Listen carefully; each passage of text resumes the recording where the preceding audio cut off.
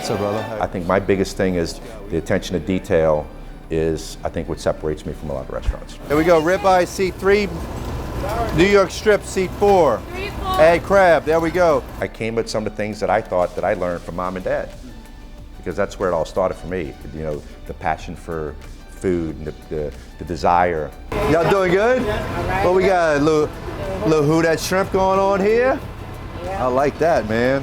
We're all about making New Orleans food culture a lot better and the service center a lot better. I mean, we're the Mecca. I think we're the best food city in the world.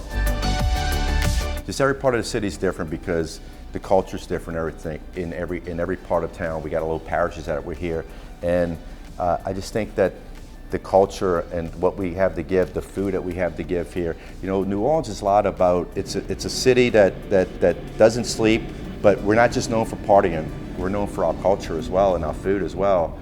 And what I saw was after Katrina, I get emotional when I start talking about Katrina, but I just saw how people came together and how everybody was one. Why does it take a disaster for everybody to be together? And we did a lot of serving food for, I was feeding maybe 3,000 people a day, breakfast, lunch, and dinner. And they were thanking me, from Catholic Charities to Habitat for Humanity. They were sending all these volunteers to us to help us gut houses and just get back on our feet. And they're thanking me. And I'm like, you guys are the reason why the city may come back. So I'm sorry, it's, I do it all the time, I can't help it. Oh,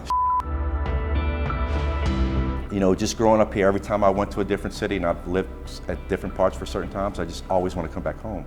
It's just the love that the city gives us. How's it going, guys? Y'all doing all right? The restaurant business is going to be like a competition now. Everybody's opening restaurants and doing it, and they're all trying to be better than the next guy. And that's one thing I instill with my staff is like, hey, listen, we can't rest on what we did last year or this year.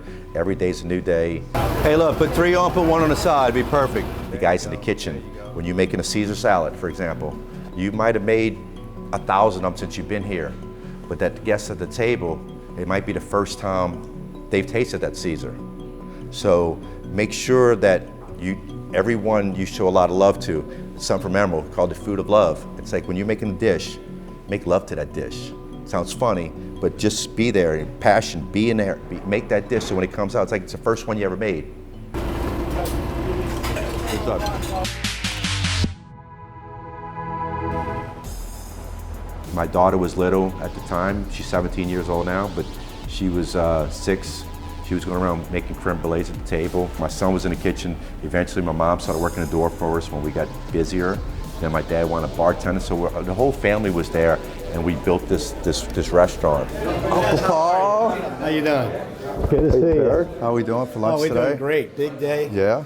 This restaurant, seafood and burgers, without Mr. John's, none of this would happen. The assumption was Mr. John was my dad, and I'm leaving my dad to do my own thing. I decided to put my name on it, then of course everybody didn't realize that, talk to people, that Desi Vega is actually a person, it's not just a name. People come in, oh, you know, it's good, but your dad still got you beat. Yeah, I'm sorry. Yeah, you know, how you taught mom and dad? I mean, come on, they taught me everything I know. You know, each restaurant has its own identity, which is really cool. And we didn't even set out to recreate that, it just happened. Everybody's been asking me to come to Metairie for a long time.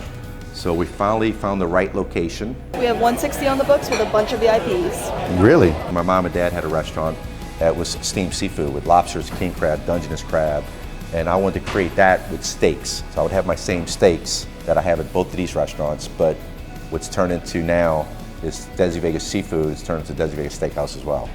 We specialize in seafood. That's what we do. You know, it's just, we want to create an experience for you when you come here. It's not just you coming to dinner. We're coming to give you an experience.